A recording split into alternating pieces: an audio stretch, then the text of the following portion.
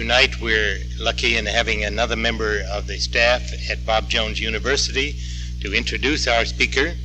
And while he has been with them, I believe, only for a year, and is a professor of biology, he had been at Texas A&M for several years before that, and judging from the catalog, that I don't know just how many degrees go with how many of the different institutions, but it's obviously that he's an extremely well-educated man. And it's a pleasure to present to you Dr. Charles Douglas from Bob Jones University.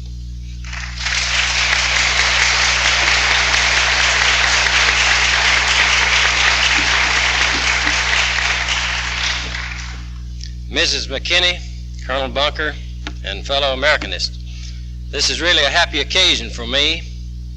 I'm a 11-year Bircher, a life member, and this is like homecoming to me, and I'm sure it is for some of you. It's really a joyous occasion.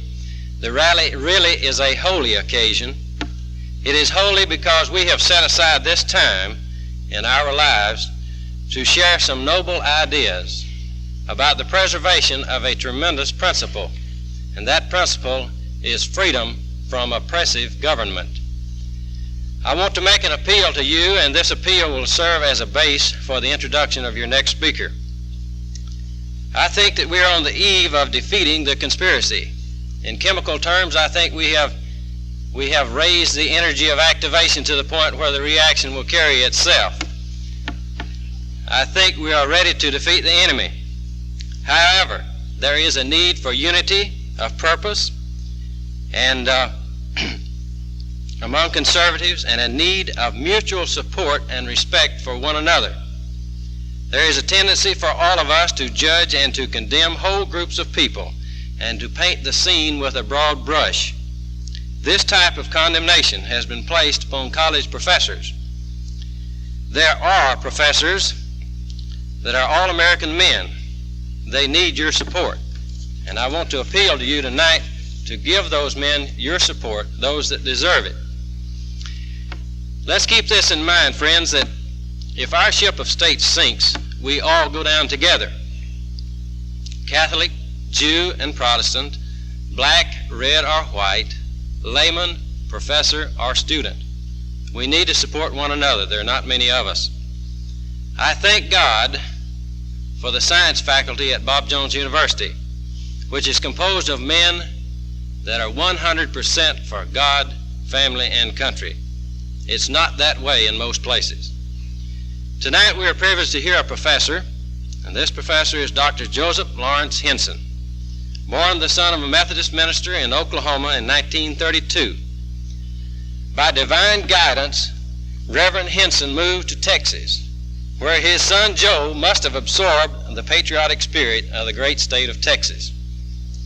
Joe Henson married Grace Curtis of Georgia, and they have 2 strong teenage boys. Dr. Henson has 3 degrees, which he earned: a BS degree from Bob Jones University, a Master of Science, and a PhD degree from Clemson University. He served in the Army from 1953 until 1956. He is a member of 11 professional organizations, such as the American Institute of Biological Sciences. He is listed in 6 publications, such as the Outstanding Educators of America.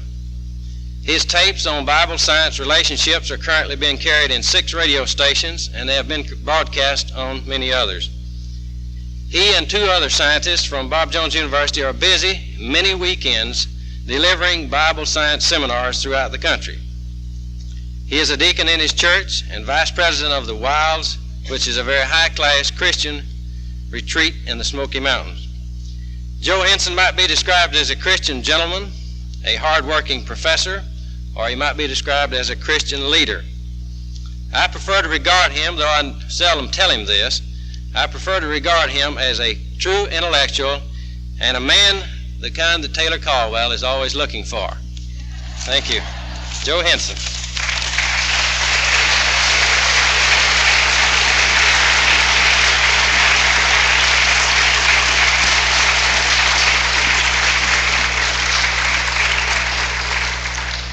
Thank you, Dr. Douglas. After that introduction, I can hardly wait to hear what I'm going to say.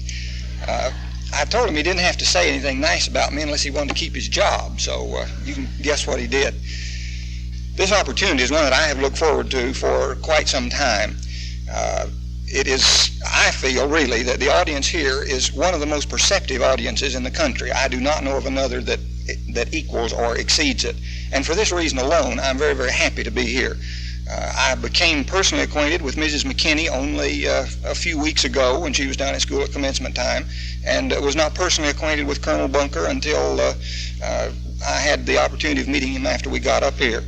I respect both of these individuals very much, and as I've told both of them, I think, I personally am very thankful that there are two individuals who are concerned enough about what we find ourselves facing in this country that they are willing to go through the toil and turmoil and tribulation to provide the sort of education and the opportunities that are ours as we gather here in Boston. I looked over the program when it came to me. I consider myself a neophyte in this matter of being knowledgeable about political conditions, at least in this country. I'll comment more about this in a moment.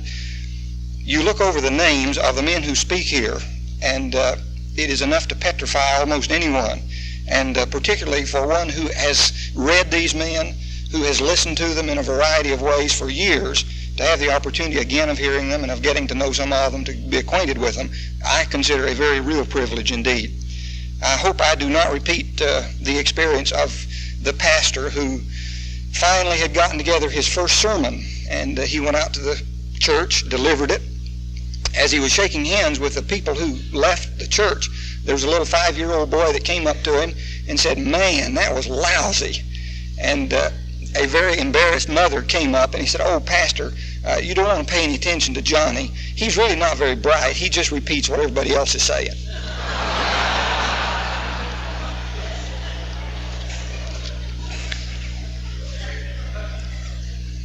I'm afraid I'm going to have to require something rather unpleasant, perhaps, for some of you, and that is that you think with me a little bit this evening. Some of you may find this unusual, some of you may find it a bit painful, but the things that we're going to discuss, if they are going to mean much to you, are going to require that you give some thought to what's said. The subject itself is perhaps not one of the most appealing ones in the world, but I think, as you will see as we go along, it is an exceedingly important one. But it is necessary that you devote some brain power to considering some of the things that need to be said. I want to make a comment as a background. I don't mean any harm by it particularly, but I want you to understand something about me in order that you can understand some of the things I'm getting ready to say a little bit later. I happen to be one of those poor befuddled people who happen to believe that the Bible, God's Word, is trustworthy and authoritative and inerrant in the autographs. And further than that, I am one of those religious fanatics who has accepted the Lord Jesus as his own personal Savior. Now, as I say,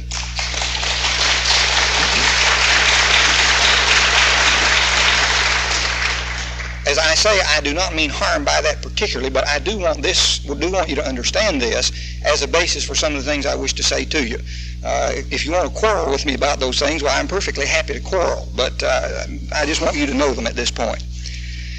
3 years ago, Dr. Stuart Crane came to our church in Greenville, and I went to hear him with very much mixed emotions, as I suspect maybe some of you have heard him. And I began to read at that time primarily to show myself, as much as anything else, that he really didn't have much sense. He was sort of off in a variety of ways. I started out reading John Stormer's book, none dare call it Treason. I got, I think, the next one, McCarthy's book on America's Retreat from Victory. This, as well as others, is one of those books that you read about 3 or 4 pages and you get so mad you just have to shut the book and go on someplace else. And this was my reaction to it. I have read incessantly since that time. I have been through old Fabian Freeway and Alan Stang's book, The Actors, and on and on and on and on. And I'm still at it and still I anticipate continuing here.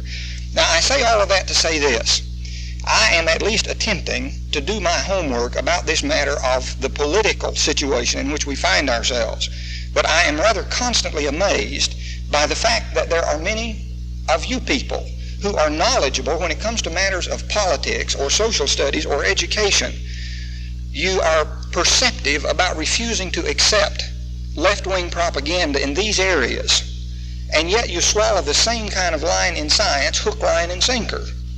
Now, I want to demonstrate to you that evolution is really an outworking of the same people that you fuss about in areas of politics and education.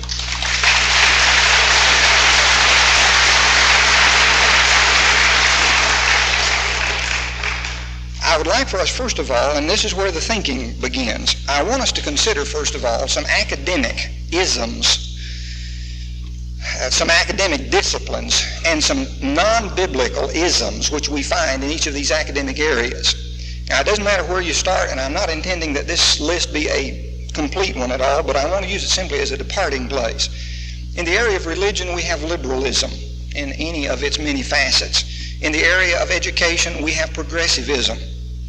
And I am going to digress here for a moment. I tried to promise myself I wouldn't, but after having listened to some of the speeches up to this point, I feel it's necessary.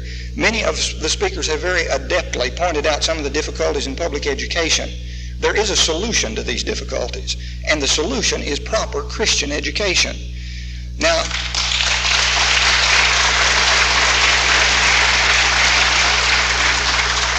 I tell you very plainly and bluntly that I would not have a child of mine in a public school in these days. I would not have him there.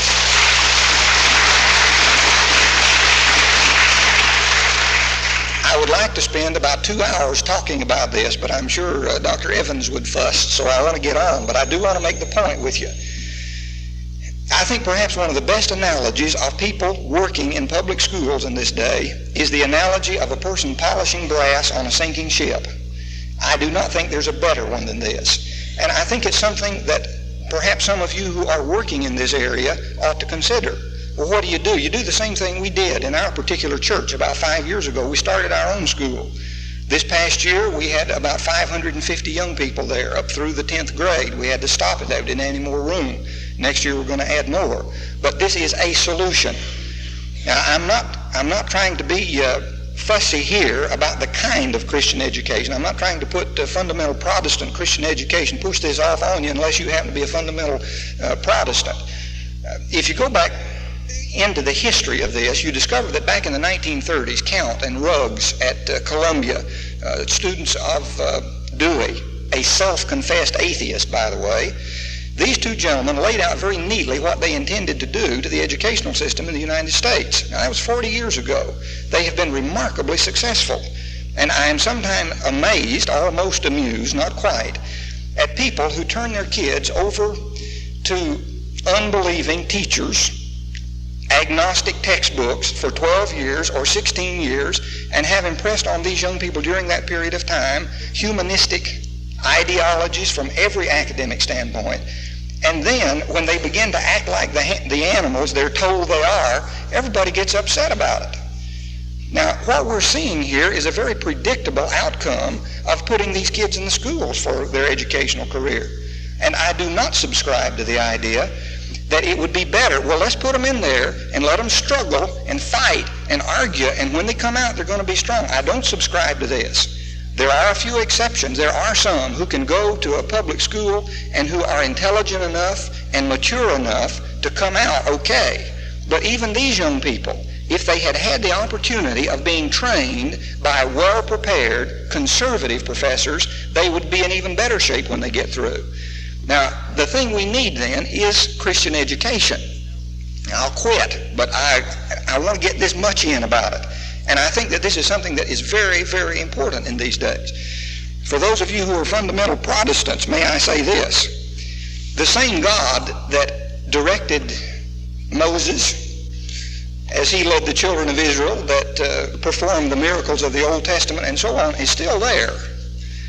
And when prayer supposedly was taken out of the public schools a few years ago, I wonder maybe if he wasn't trying to tell us something. Now, creation or evolution have no business being taught in elementary schools or high schools in beginning biology courses. There is no reason for these philosophical ideas to be presented in beginning biology courses. If we're going to study a frog, let's study a frog. Let's see what he looks like and what he does and how he operates and where he lives and so on. And after a young person has come to the point of knowing some biology, let him make up his own mind about how things got here.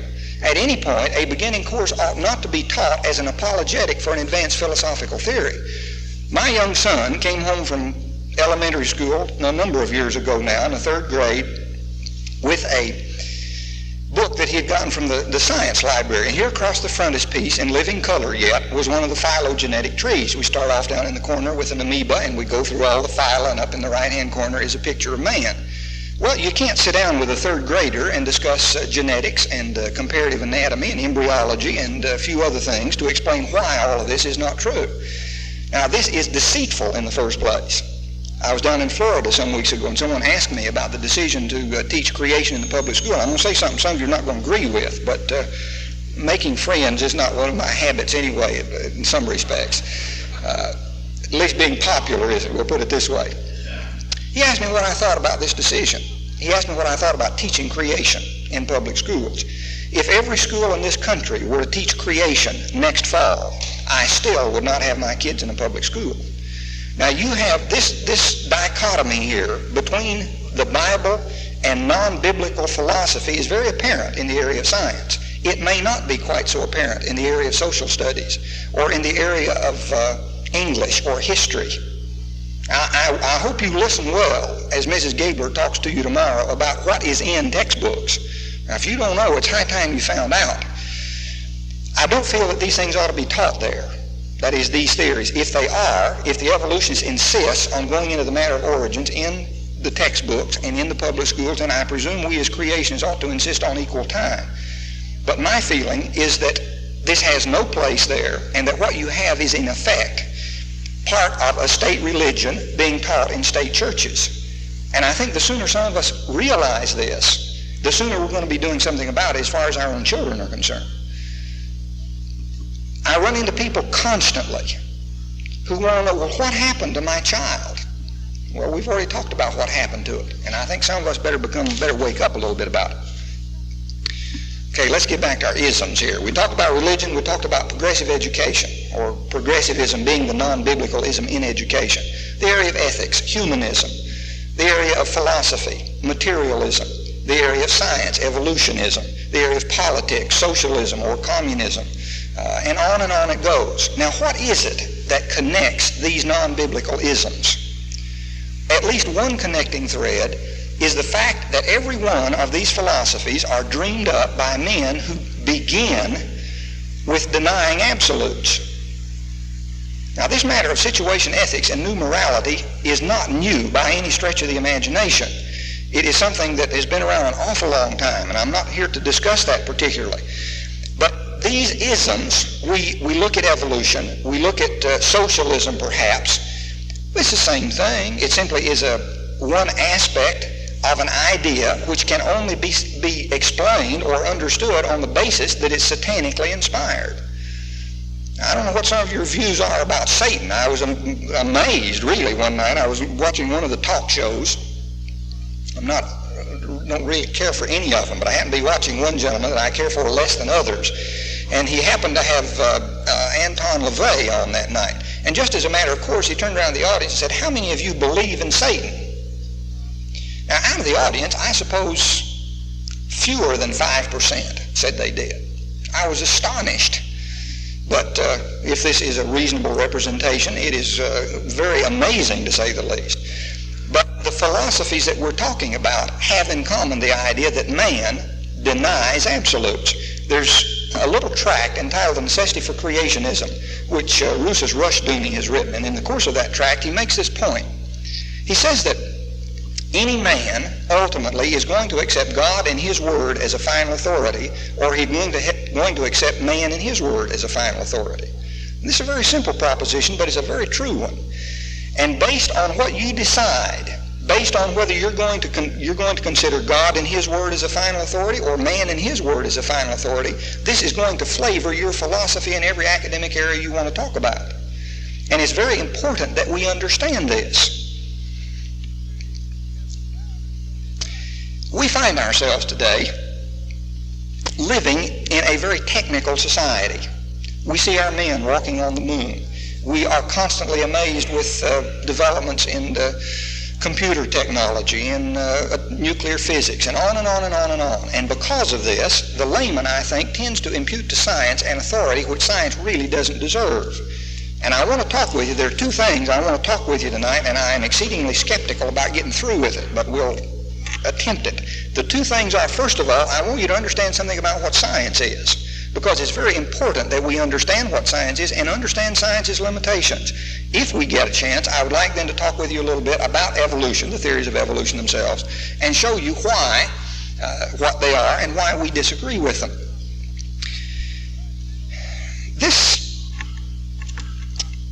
When we start trying to define science without getting burdened down here with a very technical definition of science, science is simply an accumulation of man's observations about nature.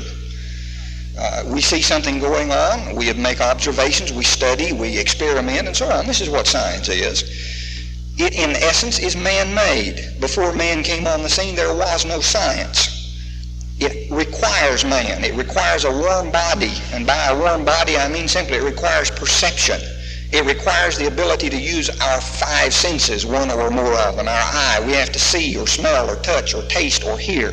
Or if we can't do these things, if we can't apply our senses, we cannot give scientific answers.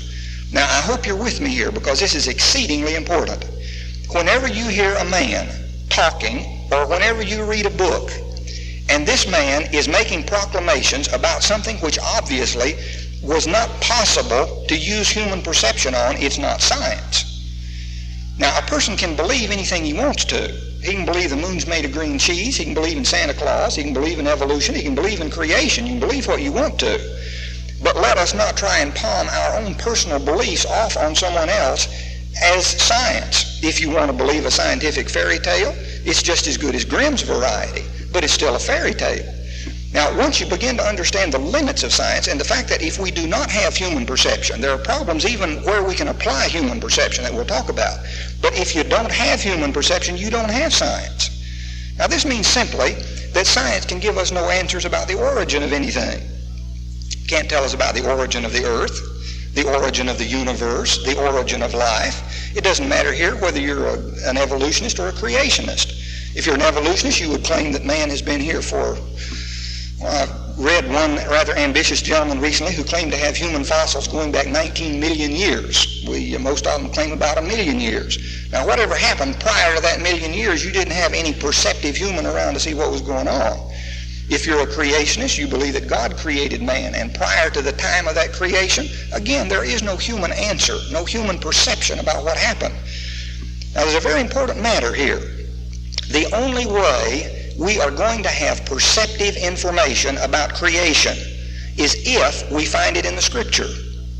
The only way we're going to know about it is to have someone who was there tell us about it. And this is precisely what we feel we have in God's Word. It is interesting to me that men, unbelieving scientists, who claim that they will accept only perceptive, sensory information, refuse to accept the testimony of the only possible source of this information. Now, whatever your feeling may be about the Scripture, if the Bible doesn't tell us what happened, we don't know what happened. Your guess is as good as anybody else's. There are a number of passages, including Psalm 14:1, Psalm 53:1, and elsewhere, where the Scripture speaks about these men who refuse to accept the idea of God. Now, again, you can believe what you want to. If you'll pardon me, we'll have a lesson in higher math at this point. This many and this many make this many. Now, you can believe anything you want to about that. You can believe that 1 and 1 is 4 or 7 or 10,000.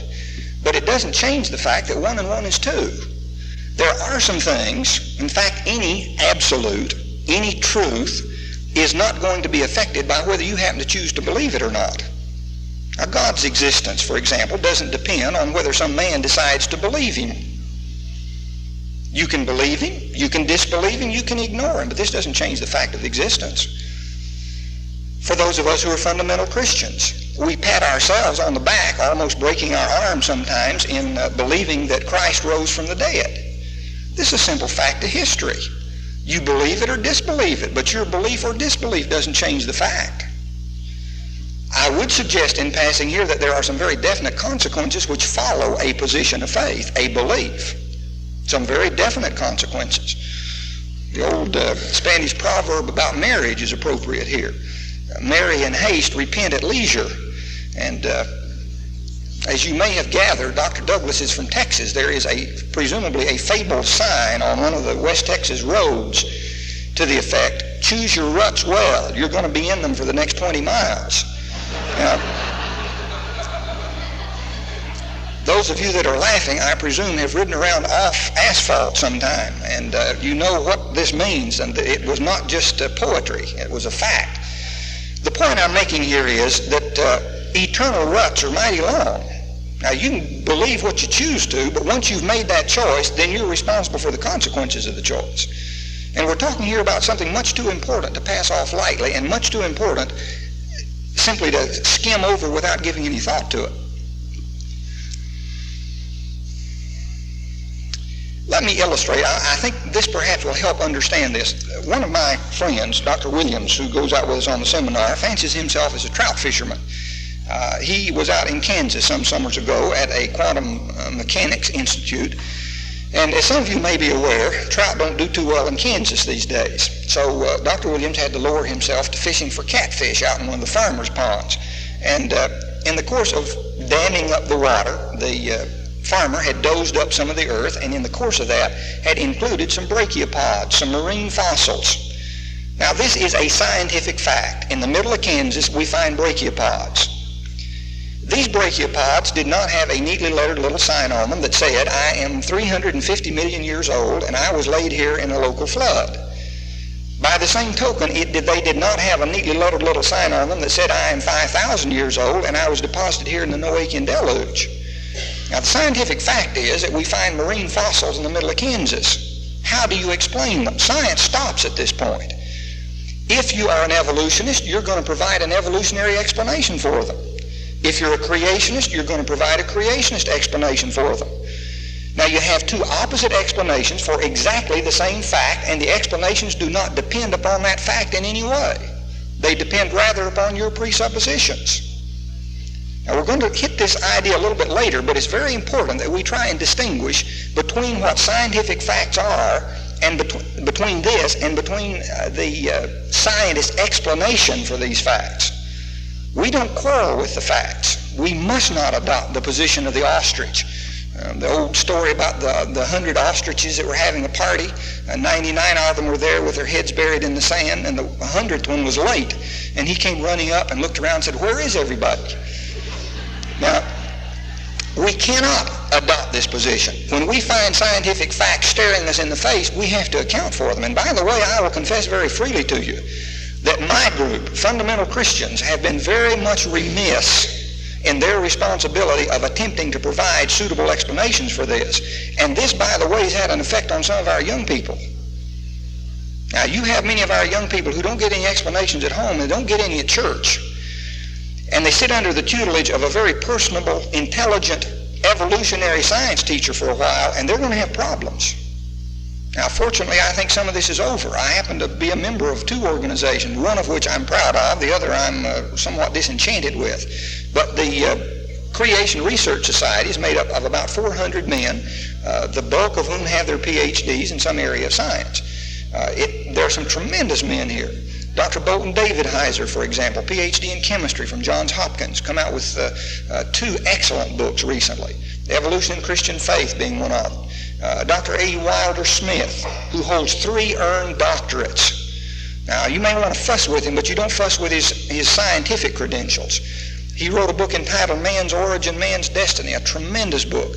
He's come out with a new one, by the way, which is written from the standpoint of computer technology, designed exclusively for PhDs who do not choose to accept the Scripture. Very excellent book. Now, I say that simply to point out that there are a measurable number of men who are reasonably literate scientists who disagree with evolution.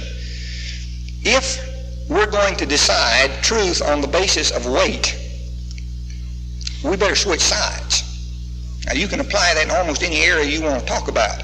Politically, If you're going to be on the majority side, you better get on the other side. I haven't voted for a winning president in 20 years. I'm beginning to suspect I may never.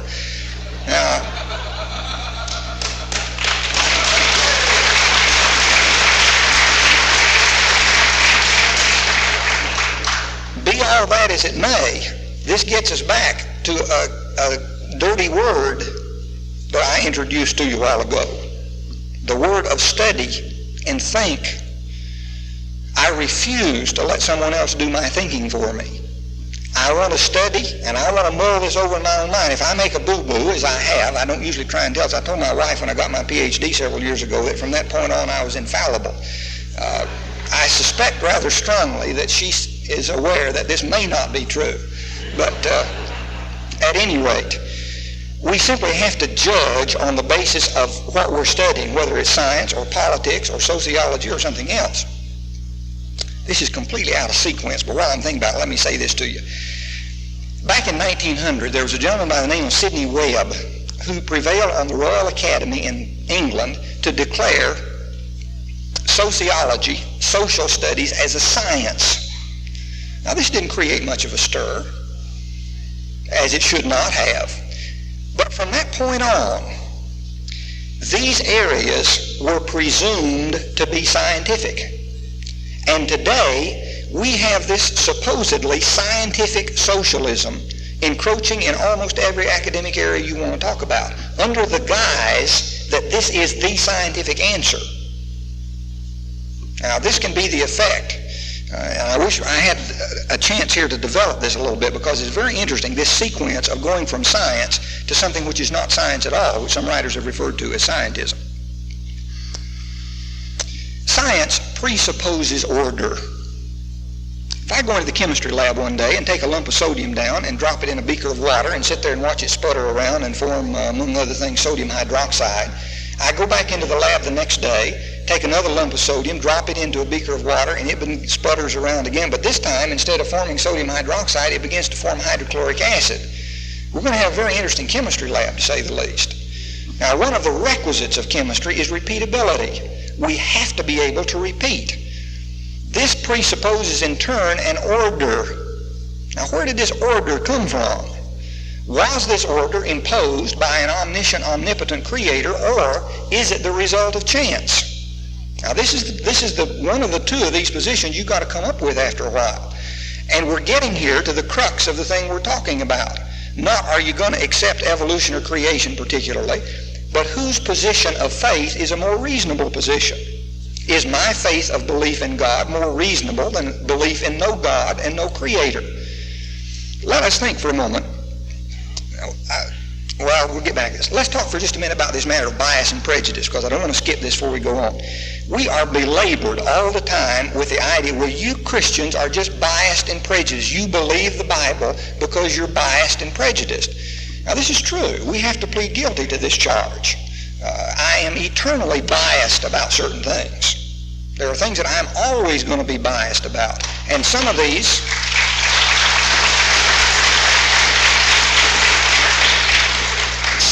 things are going to affect my science. We have what are known as brute facts. The idea that here is ingenious man out studying in nature, and he sits down here and studies a particular thing, and he discovers something that no one knew. He grubs up a bit of truth and polishes it off and sets it up on the shelf. Now, this idea may seem plausible on the surface. It is not plausible at all from a Christian standpoint. God doesn't sit up in heaven and look down in this particular research lab and watch this research chemist at work and watch him discover something and say, "Why, you smart little rascal, you discovered something I never knew before." Now, this idea in essence is brute fact, and it is at heart non-Christian. This idea of being unbiased and unprejudiced is an impossible sort of thing. There's a little book called A Commonplace Book, which was written a number of years ago by a man by the name of Charles P. Curtis. And in the course of the book, he made the observation that there are two ways to be unbiased and unprejudiced. One of these is to be completely ignorant, and the other is to be completely indifferent. Now, if you care about a subject, or if you know about a subject, you cannot be unbiased about it. The whole educational process is a process of biasing. We got a biased answer a while ago about how much 1 and 1 was. Now, you lays across one of these streets out here, completely unbiased against automobiles, and see what happens to you. Or you go into the chemistry lab and pick up a beaker of sodium cyanide, unbiased and unprejudiced, and drink it and see what happens to you. Now, there are some things we better be biased and prejudiced about. And this, again, is a nice place for a digressive sermon, which I will skip. We haven't talked here about spiritual things, but these are even of more importance than the physical things we're talking about. Now, please do not be misled by this matter of bias and prejudice. Am I biased? Yes, I sure am. About a lot of things. In fact, some of these biases are very carefully nurtured and watered and fertilized frequently. Bias and prejudice are not attitudes to be avoided. They are attitudes to be kept in hand. When I get into a certain area, am I biased here? Yes, I sure am. Am I biased about this? Well, maybe not. Why? Well, I may not know anything about it. But now, don't be browbeaten with this idea of bias and prejudice. We're getting to the place that we won't get into this, where everybody loves everybody. The extreme of this being, of course, that we love Satan. And we won't pursue this, but be careful about it, please. All right, now, what about the logical possibilities for the origin of the earth? There are only four, as far as I have been able to discover. One of these is the possibility that the earth is eternal. And by the way, any consistent evolutionist must defend the idea of the eternality of matter. Now, this is a rather big pill, even for evolutionists to swallow, but it's something I think we ought to hold their nose against, because they must do it. Now, why is the earth not eternal? Well, we have in the crust of the earth certain radioactive elements that are unstable and decaying, uranium being one of these. We find it decaying into one of the isotopes of lead. If the earth had always been here, there wouldn't be any uranium, because all of this unstable element would have degenerated into some of the stable end products. So it had a beginning sometime. A second possibility is that everything's imaginary. Now, I don't think this is a real problem for most rational people, but presumably there are some individuals running around who take the position that things exist only so long as you think about them. The chairs you are now sitting in exist only as long as you think about them or somebody else thinks about them. And if they stop thinking about them, they cease to exist, and you'll find yourself on the floor if there's a floor. Now, this is not a problem, I say, to most rational people, and I'm going to ignore it. There are philosophical arguments against it, however. This leaves us with two possibilities: the possibility of spontaneous generation and the possibility of creation. Now, which one are you going to accept? Do we accept the idea of creation as a matter of faith? Very definitely we do. But the unbeliever who refuses to accept the Scripture and who refuses to accept the idea of God's creation also is beginning from a position of faith. Now, this is the thing you must understand.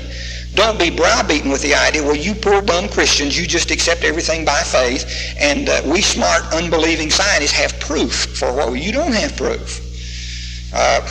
One of my friends was visiting in a little church for his church down in Georgia some years ago, and he ran across a young man who said, well, Pastor, I'm an atheist. I don't believe in God. And Dr. Raymond looked at him and said, well, now that's very interesting. I didn't realize you were that smart. You have to be a pretty sharp fellow to come up with the conclusion there's no God. You'd have to run all over the earth and look under every rock to be sure God wasn't hiding under the rock.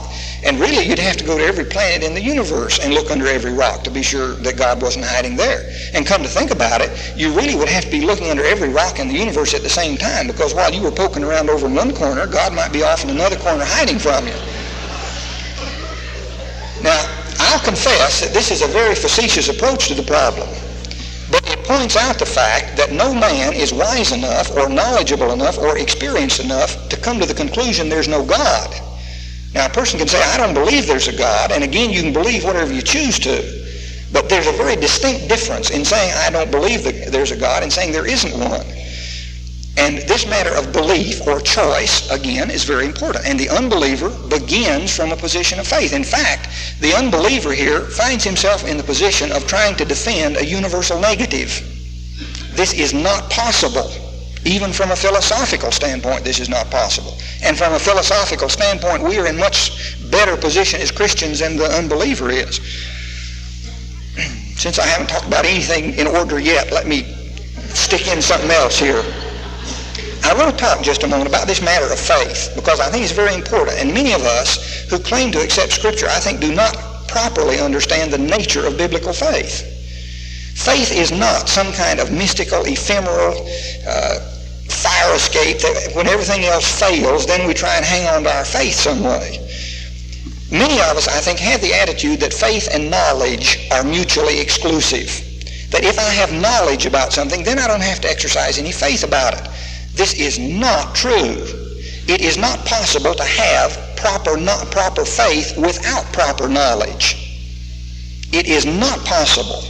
It is not possible, for example, to have proper faith in the Bible as God's Word until you have proper knowledge about that Word. Now, I can have all the faith in the world that there is currently a 40-foot purple polka-dotted dinosaur sitting down here in the lobby. But unless there is some basis in knowledge for this, this idea either is or is very closely akin to insanity. Now, you can sit there and titter, but you just remember the way we act as far as our biblical faith is concerned, because some of us act as though this were exactly the kind of faith we have in God's Word. Now, the other thing I would have you think about is that faith is not a matter of believing something you know to be absurd. And this is precisely the view some people take. Well, everybody knows God couldn't create the earth in 6 days, and everybody knows there couldn't have been a universal flood. But this is what the Bible says, and therefore I have to believe it. This isn't faith, this is stupidity. Now, I think we need to be careful about this matter of the nature of our faith. If we are not careful about it, we're going to find ourselves skating on some very thin ice, I'm afraid. Well, the Texas stories here, Dr. Douglas would appreciate. There's a little boy down in Texas. His friend came up and asked his mother where he was and said, well, he's gone down to the creek. And he said, well, what did he go for? He said, well, if the ice is as thick as he thinks it is, he's gone skating. And if it's as thin as I think it is, he's gone swimming.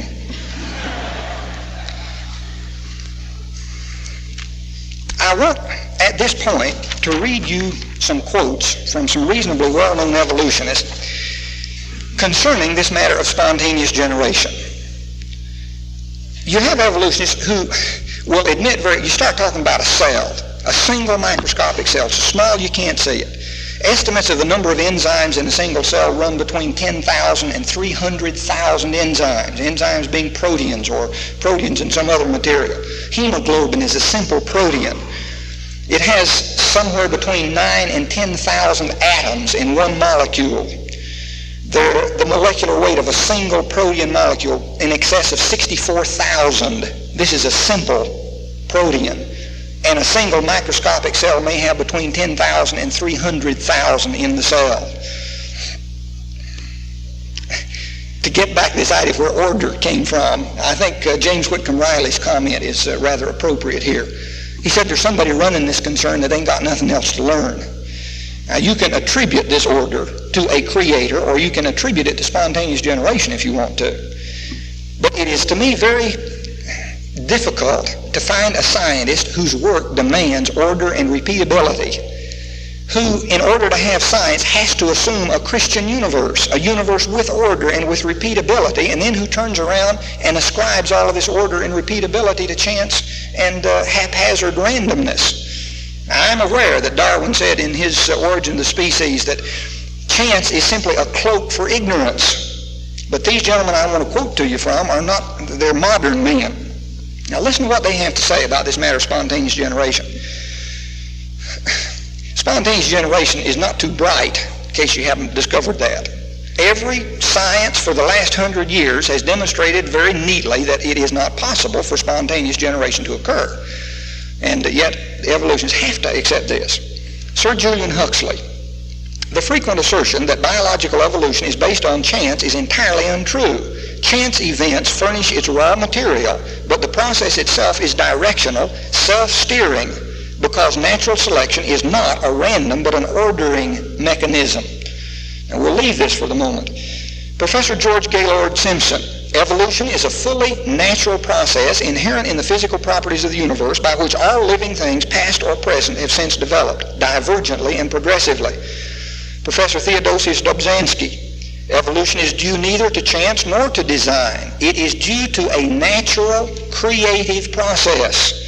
Professor Kurt Stern, given the existence of matter in its elementary physical form, it was inherent in this matter to compound itself into self-propagating elementary biological units. Now, all these comments reveal a position which is lifting yourself by your own bootstraps with a vengeance.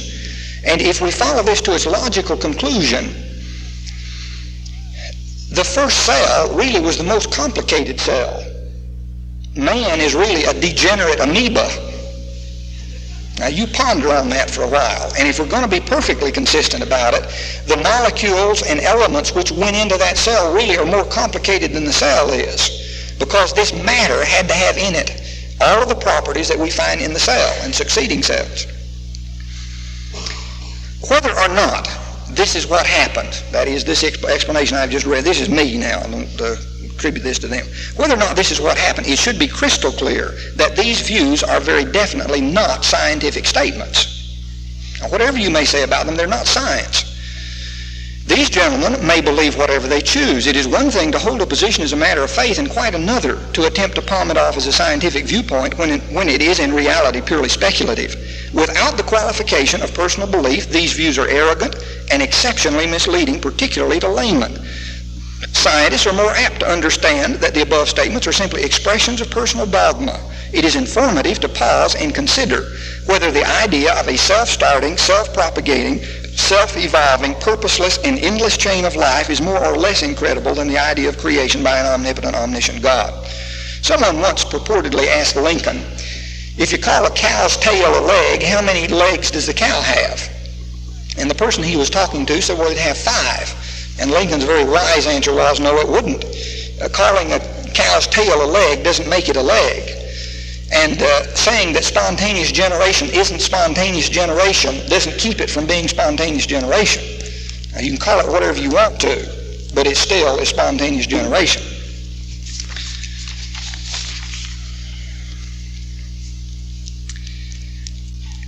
I think it would be well for us to discuss briefly the idea, which is seldom understood and often used in evolution, that if you just have enough time, anything can happen. Now, an evolutionist looks at the cell we were talking about and admits very frankly that this cell, it's highly unlikely that this cell is going to evolve. But then the evolutionist very perceptively comments, but it's here, and it couldn't have gotten here by a process of creation, so it must have evolved. If we had time, we'd go into the logic of this, which is not impeccable by any stretch of the imagination. Now, this matter of time, is it possible for unlikely occurrences to happen if you have a long enough period of time? This is why, by the way, evolutionists continue to insist upon longer and longer periods of time. Mr. Mollfinger has a little slide that we use on some of the seminars.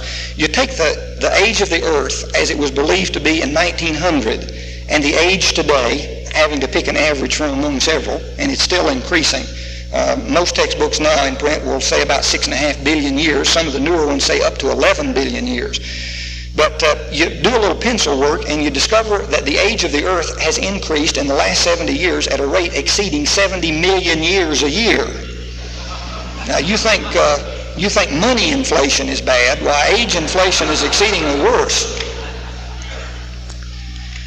When we study genetics, we sometimes use coin flipping as evidence or a way of demonstrating Mendel's laws of natural selection. You give me a number of coin flips and I can predict for you with a certain level of confidence the number of heads and number of tails we're going to have.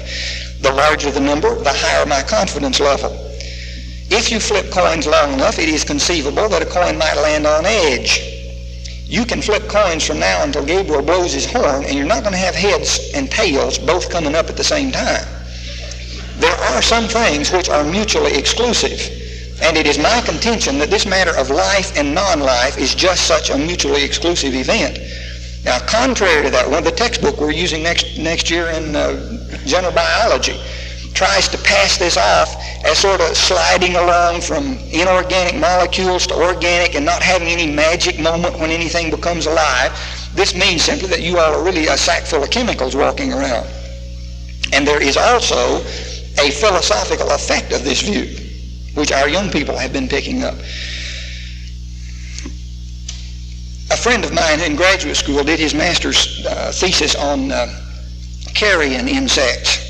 He took some frozen pig embryos out in the woods, put them in a wire cage, and then periodically went back and checked the insects, identified them, collected them, that were in the process of decomposing these carcasses. When he reported on this at the Academy of Science meeting in South Carolina, he finally showed a picture which displayed some bones and a few teeth and a hank of hide and a hair or two, a bristle or two, and that was it.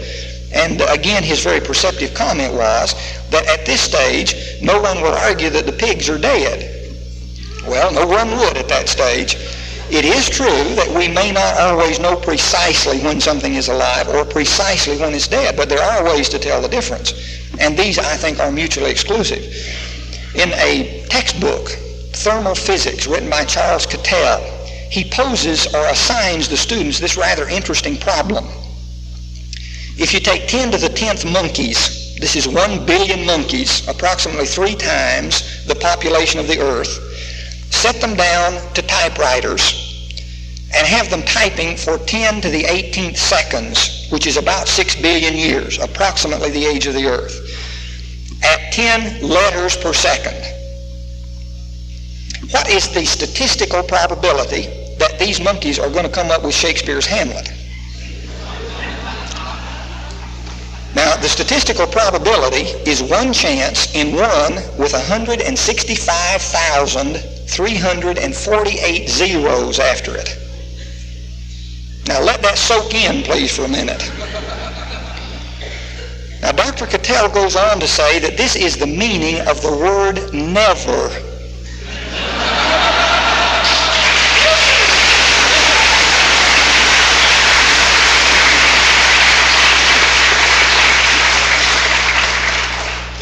Now again, let us please not get suckered into the idea that if we just have long enough, anything can happen. If you have a period of time equal to the assumed age of the earth and it doesn't happen, then it's not going to happen. I used to try and be very careful and cautious about this, that such and such a thing is highly unlikely, highly statistically improbable. I have stopped that now. I just say it's not going to happen. If you want to think it does, fine. Now, I think I have a reasonable amount of faith. I have enough faith to believe that an omniscient, omnipotent God could create. But I don't have enough faith to believe this kind of foolishness. Now, this statistic that I have cited to you is really a sure thing compared with some of the statistical improbabilities that you have to contend with if you're trying to adopt a position of evolution. And again, I would pose the question, whose position is reasonable and whose position is unreasonable? I'm getting a bit tired of being accused of having an unreasonable position in light of this kind of foolishness which the evolutionist has to overlook in order to claim to believe in evolution. Science is not cognitive. Rather, it is tentative or probabilistic. By this I mean simply that science is not a way to absolute truth. There is no way in which you can discover absolute truth through science. We have many of our young people today who are running around discovering truth in quotation marks. Now, this is not possible. It is not possible for a human being to discover truth. Why? If something is true, in the sense I'm using the word absolute, it's something that was true yesterday, it's true today, it's going to be true tomorrow. And if you're going to know all this, it means, first of all, you have to be eternal. Secondly, it means you have to be omniscient. Now, these attributes are not human attributes. They're God's attributes. And the difficulty we find ourselves in is simply because man has arrogated to himself God's attributes. If you're going to know anything about absolute truth, you have to have it revealed to you by such an individual. And again, I say this is what we believe we have in God's Word. We have here the truth which God has chosen to reveal to us. And again, I would add, if we don't have it here, we don't have it. And if we don't have it, again, your guess is as good as anybody else's. Believe what you wish to about it. Now let's have a nice, simple scientific experiment here to illustrate this matter of science not being able to provide absolute answers. Let's decide that we're going to measure a razor blade, the length of a razor blade. This does not seem to be the sort of thing that would absolutely stump modern scientific technology. We find ourselves a nice lumberyard yardstick and we flop the razor blade down on it and we get a mark. And we say, all right, it's this long. Someone comes and says, now, is this the absolute length of the razor blade? And in all honesty, we have to confess, no, it isn't. The lumberyard yardstick may be off. We may not have marked it quite right. We may not have looked at it quite right, and on and on and on. So we decide we'll get around this problem of the standard, and we'll go to the Bureau of Standards in Washington and steal from that or borrow from that institution their copy of the International Meter. And we'll use this as our standard to measure with.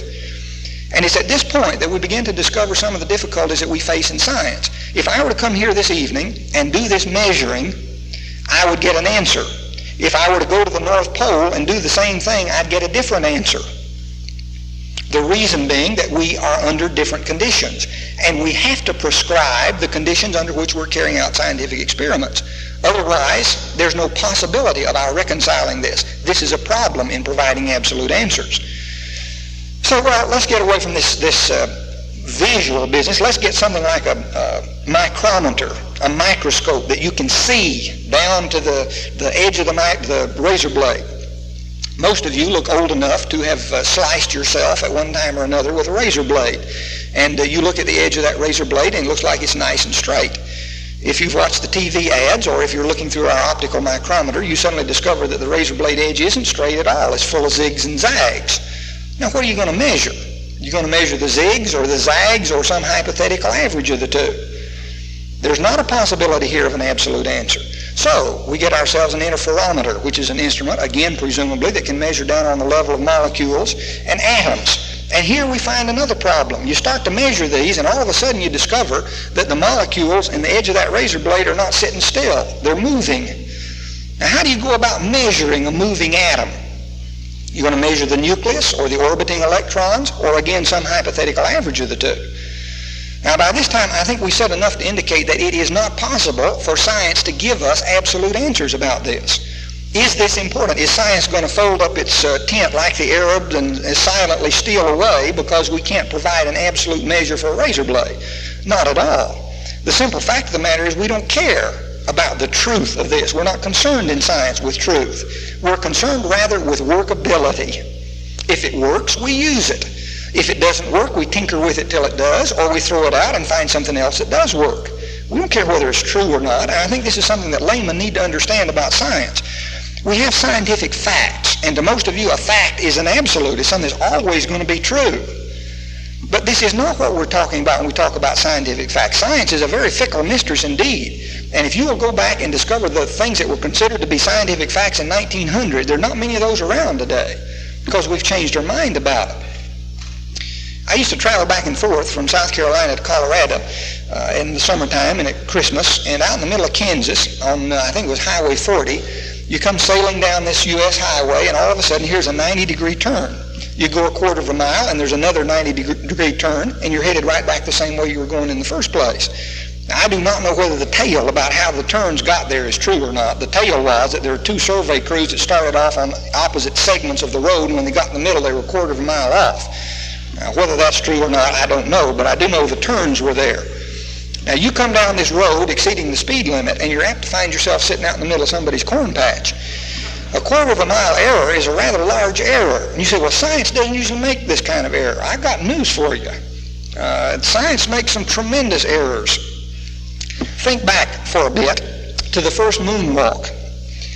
One of the jobs of the astronauts was to leave there on the moon a laser reflector. The laser reflector was not found by NASA until about 10 days after it was put there. The astronauts were already back on the Earth before NASA found the laser reflector. And until that reflector was found, NASA did not know within a radius of 50 miles where those astronauts were. Now, an error of 50 miles out hiking across the surface of the moon in a moon suit might be a rather tragic error. An error of, say, 6 inches in our road wouldn't hurt anything. Most drivers could negotiate a turn that was off 6 inches without a lot of problems. You lay out $75,000 for a nice new split-level house, and you come in and here's a 6-inch crack down across the living room wall. You might be perturbed about it. If it were a quarter of an inch crack, you wouldn't be bothered at all because the contractor would have put a board over it or stuffed it full of mortar or done something else so you didn't even know it was there. But suppose you go down to the music store and buy yourself a nice new inlaid walnut stereophonic phonograph, and you get it home, and here's a quarter of an inch crack across the lid. Again, you might be perturbed. If it were a 64th of an inch crack, you wouldn't be bothered because the cabinet maker would have stuffed it full of wax or filling or something else, and you wouldn't have known anything about it. But if you're a racing driver, the ball bearings in that engine better not be off a 64th of an inch, or you're not going to be going very far. What am I saying? I'm simply saying that in any area of science you want to talk about, we decide what allowable error is. It may be 50 miles. It may be a quarter of a mile. It may be a few inches, a few mils, a few angstroms. But in no case is it absolute. Now then, it is very important, I think, for us to understand one of the other limitations here of science is the matter of failing to understand the nature of the basic materials we have to work with. Basically, any science is going to be studying matter or energy or some combination of the two. And it is at this point that I need to introduce you to the idea of occult words. I am not talking here about witches and hobgoblins. I'm talking about words when you don't really have anything clearly in mind. And science is filled with these. My young son came to me last year, I think. He was suffering through a biology course at the time. And he asked me one of those nasty questions for which there is no answer. So, being the good teacher that I am, what did I do? I gave him a big mouthful of big words that he did not understand, and in all probability I didn't either, and he went away just as happy as though I'd given him a sensible answer. Now, the next day I stopped him and told him what I'd done. I said, Joe, I want you to learn something from this. You came and asked me such and such a question, and I gave you an answer which didn't make a bit of sense. Now, you didn't know that because you didn't know what the term meant. These terms really are occult words. They don't have any meaning. Some of these words don't have to be very big. The word atom is an occult word. If I were to ask you, how many of you believe that matter is made up of atoms, most of you, I suspect, would raise your hand. I've got 3 questions for you. Number 1, have you ever seen an atom? Number 2, has anybody ever seen an atom? Number 3, is anybody ever likely to see an atom? And the answer to all 3 of these is the same, no. Now, if nobody's ever seen an atom, nobody's ever likely to see one, how come everybody runs around thinking matter's made up of atoms? I am not seriously contending here that matter is not made up of atoms. I am simply saying to you that we do not know the nature of these atoms and that the word atom is an occult word. And the meaning you assign to it depends on your scientific background. Now, if you had your scientific training 40 years ago, you have a particular view about an atom. If you've had it recently and have a quantum idea of an atom, it's very different. And is the quantum view the epitome of this? Probably not. Come back in about 5 years or 10 years and we may have a different one. But this word is occult. The word energy is the same way. And this is a prize winner. Energy we define as the ability to do work. And if we get curious and want to know what work is, we suddenly discover that work is the use of energy. Now, some of you are thinking with me. Anytime you have a word that you define using another word, and then you take the second word and define that in terms of the first, you have some problems. And this is precisely the position that we find ourselves in many areas of science. Now, what is the nature of atom? We don't know. I think it's very difficult for us to conceive of what we think to be very solid matter really to be more nothing than something. But apparently this is the case. If we construct a model of an atom, and at present there are at least 7 different models, you can pay your money and take your choice. We have a model, make the nucleus about the size of a BB. The first orbiting electron will be about 100 yards away. Everything in between, empty space, presumably. If we could take your body and squeeze all of the space out from between these subatomic particles, very much as we would squeeze water out of a sponge until there wasn't any water left, you would be about as big as the smallest speck of dust you can see there on the page in front of you. And presumably this speck of dust would weigh whatever you now weigh. Again, we simply don't know what atoms are. We don't know what energy is. We have 2 opposite definitions for light. Some physicists describe light on the basis of certain research information as being wave-like in nature. Other physicists will describe it as being particulate in nature. Now, it can't be both. And the fact that we have knowledgeable people who take mutually exclusive definitions for it is good evidence for the fact that nobody knows what the nature of light is. If we did, we'd use one rather than the other. We don't know what electricity is. We come in, we flip the light switch, we expect the lights to go on. We manufacture it, we store it, we transport it, but we don't know what it is. Now, if science really is ignorant about the nature of the very basic materials we have to work with, what can it speak dogmatically about? There is a certain amount of caution which needs to be included in scientific statements. Now, motion and time are even in worse shape. Newton's laws are predicated on the idea of straight line motion. Absolute motion necessitates what? going to have something that's absolutely moving, what do you have to have?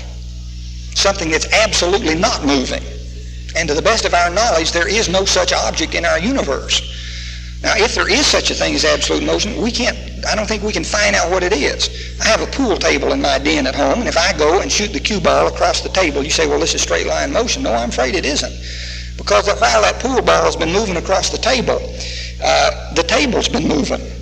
Because it's sitting on the floor of my house, which is moving, because it's sitting on the earth, which also is moving. This is not straight line motion. Again, you say, well, so what? Well, there isn't so what. As long as we can do what we want to do, as long as it's workable, we don't care. But it's not absolute. And there is a limitation that needs to be considered here. I think it's very important that we understand that science is not capable of explaining anything. Now, this ties in with the thing that I talked to you earlier about. Science is not capable of explaining anything. Suppose I have a tennis ball here. I hold it, turn loose of it, it falls and hits the table. And I ask you, why did the ball fall? I would probably get the same one-word answer from each of you, which would be what? Gravity. Now, to the thoughtless mind, this ends the matter. I ask you why the ball fell, you tell me gravity, and this explains why the ball fell. If you have a curious mind and you want to discover what gravity is, you find that gravity is a force which attracts falling objects and causes them to accelerate at a rate of 32 feet per second. Now, if we translate this out of the scientific, what you're really telling me when you tell me that gravity is the explanation for why the ball fell, you're really telling me that the ball falls because it falls faster. Now, you're not explaining anything. You're simply describing what everybody saw in the first place. And more to the point, you are describing something obvious, namely the falling of a ball, in terms of something obscure, gravity. And when we find ourselves describing those things which are obvious in terms of those things which are obscure, this is a mark of a person that's not too bright. Now, there's room for thought here again, please. We take 2 glasses of water, one glass of water boiling hot, the other glass full of ice cubes. We set them together. Which way is the heat going to flow? Well, it's going to go from hot to cold. It's going to go from the hot water to the cold water. In fact, we get very perturbed if the glass with the boiling water in it began to boil more vigorously and the glass with the ice in it started to freeze. Without me, with a short and a rather long story here, when we start trying to ask you why this happens, I get all kinds of answers. Well, the molecules move faster when it's hot than it does when it's cold, and so on. Now, is this explaining why the heat moves? You say, well, there's more space between molecules and hot objects and cold. And these things may or may not be true. They either are real or contrived facts that we think we know. But the point is, they don't explain why heat goes from one point to another. One physicist said that one of the most amazing things in the world to him was why, when you took a pencil, you picked up one end of a pencil, the other end came along with it. Well, most of you, I suspect, have not lain awake nights wondering about why one end of a pencil comes along with the other one when you pick it up. But if you begin to perceive something about what we think we know about atomic structure, this becomes a very good question indeed. One gentleman went to he got curious about why it is when you put 2 pieces of smooth stone together, it's very difficult to get them apart. He went to one physicist, and the physicist said, oh, it's very simple. You have such a smooth surface here that the molecules of one piece are so close to the molecules of the other piece that they set up an intermolecular attraction. And this is what you have to break to get the slabs apart. He went to another physicist, and this gentleman assured him that the first explanation had nothing to do with what happened. And the real reason was that the surfaces were so smooth that they actually created a vacuum. And you were actually having to break atmospheric pressure when you tried to get them apart. He went to the third physicist, and this one assured him that probably neither of the first 2 explanations were true, and the real fact of the matter was nobody knew why this was true. Now, I suspect strongly that the third one was closer to the truth than either of the first 2. When we get to this matter of why the ball falls, or why the heat flows, or why one end of a pencil comes along, or why the slabs stick together, we don't know why. There isn't a scientific answer. This is simply what we observe, and this, I say, is a very definite limitation to science. And it's important that we understand this. I want to read to you now a quote from a little pamphlet entitled A Philosophy of Science and Belief in God by Gordon H. Clark. It's a little paperback. But Dr. Clark very briefly summarizes here the fact that it is impossible logically to prove anything scientifically. Now, again, you've got to get your thinker in gear, but listen, please. A simple argument of verification proceeds as follows. The given hypothesis implies certain definite results. The experiment actually gives these results. Therefore, the hypothesis is verified and can be called a law. Obviously, this argument is the fallacy of asserting the consequent. And since our verification must commit this fallacy, it follows that no law or hypothesis can ever be logically demonstrated. What are we saying here? Scientist notices something going on in nature, and he becomes curious about how he can study this. And I would again insert here that you need to be careful. The scientist can't study everything. He may not adopt the position of the freshman theme writer who chose as a subject for his term paper the universe and related topics. In science, we can't study the universe. We have to isolate some part of it. And if this happens to be in a laboratory, we're not studying nature. We're actually studying laboratory procedure. Nothing more than this. Now, how closely that laboratory procedure fits in with nature is another matter entirely. This is where I begin to get into difficulty with some of our psychology friends who study rats running through mazes and presume this is a good picture of education. If men are only animals, this is true.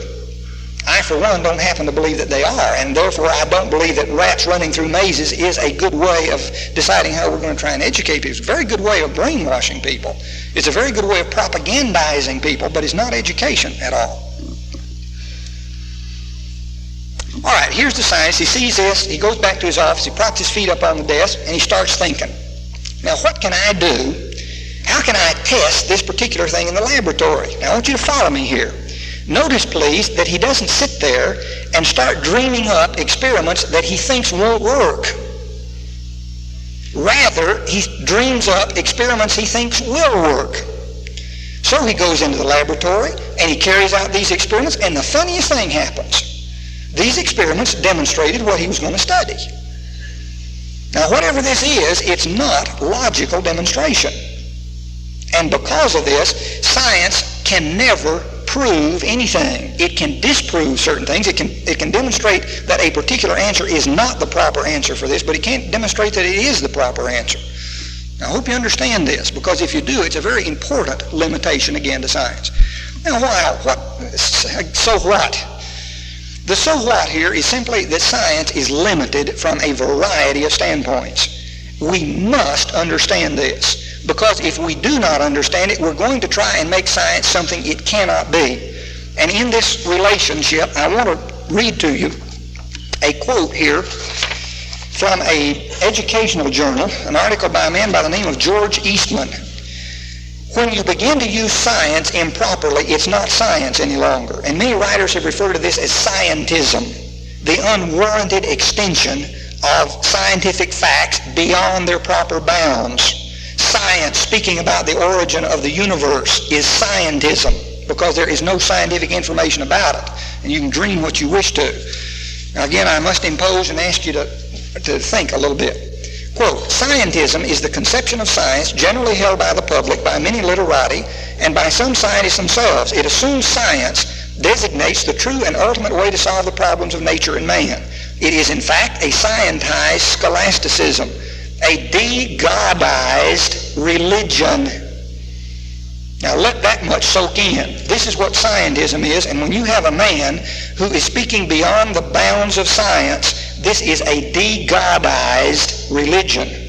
And I'm sure many of you are perceptive enough to know that another name for it is humanism. This is a person, as we talked about earlier, who has decided that God is not the ultimate answer, but man is. That wasn't a quote, that was me. We'll get back to the paper now here. It demands true believers of the true way. It is the mid-20th century version of the 18th century deism. Like the deists, practitioners of scientism have denatured God, but deified nature. And again, a very important phrase, assigning to scientism an omnipotent role of solving all problems. Do you see now how science gets stuck in with the idea of scientism is used as a way of solving human problems? I watched on TV about 3 months ago. I try not to get ill watching the evening news.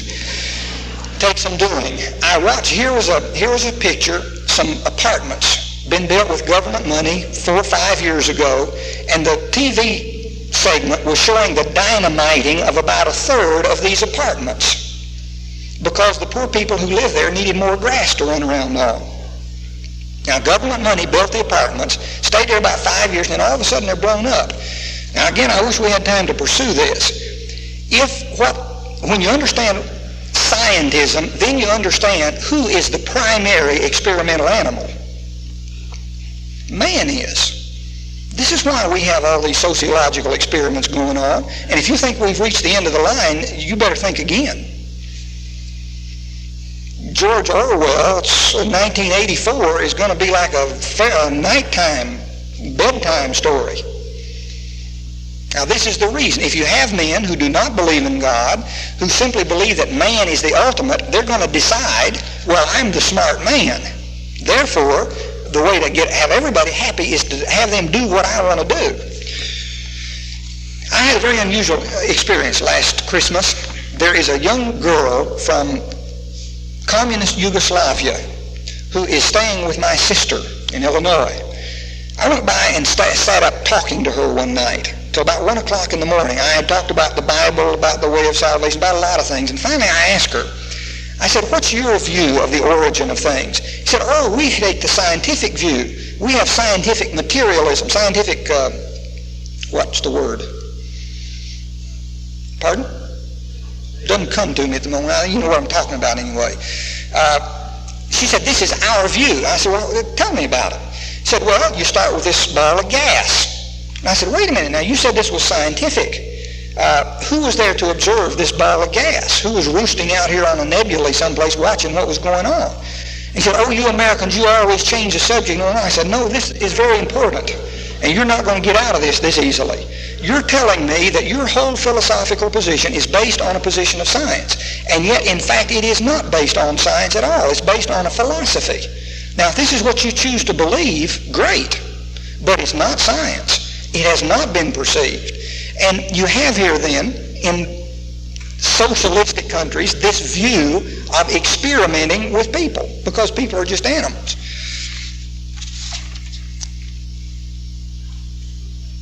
Okay. Well, as I suspected, we have not made it to evolution. I do want to do one thing, and then I'll hush. I want to read you here a definition of evolution by Julian Huxley. On the basis of what we have said about science and scientism, I want you to listen to this definition of evolution and you decide what it is. I'm quoting now from a book entitled Evolution and Genetics, Chapter 8 in What is Science? Simon & Schuster, 1955, page 272. Quote, the concept of evolution was soon extended into other than biological fields. Inorganic subjects, such as the life histories of stars and the formation of the chemical elements on the one hand, and on the other hand, subjects like linguistics, social anthropology, and comparative law and religion began to be studied from an evolutionary angle. Until today, we are enabled to see evolution as a universal and all-pervading process, unquote. Whatever this may be, it's not science. Now, if you're not aware that left-wing extremists view religion as a product of evolution, you're not very perceptive. See, this is a psychological crutch we have to hang on to of some sort, and it really is just evolved. The thing that, let me read you his other comment. A little bit later in the same chapter, he makes this comment. Quote, furthermore, with the adoption of the evolutionary approach in non-biological fields from cosmology to human affairs, we are beginning to realize that biological evolution is only one aspect of evolution in general. Evolution, in the extended sense, can be defined as a directional and essentially irreversible process occurring in time, which in its course gives rise to an increase of variety and an increasingly high level of organization in its products. Our present knowledge indeed forces us to the view that the whole of reality is evolution, a single process of self-transformation, unquote. Now, what Huxley is saying here in essence is your great-granddaddy wasn't a monkey. And I think we need to understand a quibble. Somebody says this, and our very knowledgeable evolutionary friends look down their long educational noses and snicker at dumb fundamentalists because they haven't got any better sense than to think Darwin believed men came from monkeys, when in reality he said they came from a common ancestor. Now this is a quibble. It really doesn't matter whether man came from monkeys or the common ancestor to a monkey. If you're a consistent evolutionist, you have to adopt the position that man came from a subhuman ancestor. Now you can quibble over whether it's a monkey or his ancestor. It doesn't make any difference. It still is a subhuman ancestor. Now the thing Huxley's saying here is that your great-granddaddy wasn't a monkey. He was a hydrogen atom. A single process of self-transformation. And may I insert here the idea this is a mighty smart hydrogen atom. A mighty smart hydrogen atom. Now I'm aware that in this length of time I have oversimplified in many areas, but I'm trying to get some of you to see that there is not a scientific basis for religion. There is no such thing as a theory of evolution or the theory of evolution. There are many theories. There are mechanical theories like Darwin's and Lamarck's and De Vries. There are theories which relate evolution in the supernatural like agnosticism, atheism, deism, and so on. And a person is going to adopt any possible combination of these things, depending on his particular view. There is not a scientific basis for these theories. Evolution is not a scientific theory. It's a philosophical theory. It is not believed scientifically. It's believed religiously. Again, I would say very definitely, if this is what you want to believe, believe it. But don't try and palm it off on somebody as science. It isn't science. At best, it's scientism. At worst, it's a pipe dream. I want to close with this illustration. I grew up out in West Texas. My dad was an old-time Methodist preacher for about 48 years. One of his illustrations I used to sit and suffer through on Sunday morning. I have thought of it often in recent years. He told about a young soldier. Rome, as you perhaps know, was a matriarchy. And any important decision in the family had to be made by the women. When Rome started out, you remember the little short swords? Rome conquered the world with short swords. When Rome began to degenerate, guess what? The swords began to get a little bit longer and a little bit longer. And this young Roman came to his mother and asked for permission to have a longer sword. Her answer was, add a step to it and it'll be long enough. In Gasoline Alley recently, you remember Rufus with his little kitty? The kitty's been feeling bad, and he brought him to Chip and had a diagnosis, and Chip diagnosed the kitty's problem as toaditis. Now, for you city slickers, you may not know what the word tote means, but it means to carry. And the problem with the kitty was that Rufus always carries him around, never lets him run on his own. And I'm afraid some of us are suffering from toaditis. We have allowed ourselves to be carried along on the arms of other people. We've relied on them until it's almost gotten to the point it's too late to worry about. Now, you can apply the thing I'm saying here in a variety of areas, but I'm saying it's high time that we get over our toaditis and we start going around on our own feet and we start using our own abilities and talents and intelligence and influence in fighting the battle that's to be fought. The sword, the illustration here, the sword being this influence and ability and work. And I say it's time we add a step and our swords will be long enough. Thank you.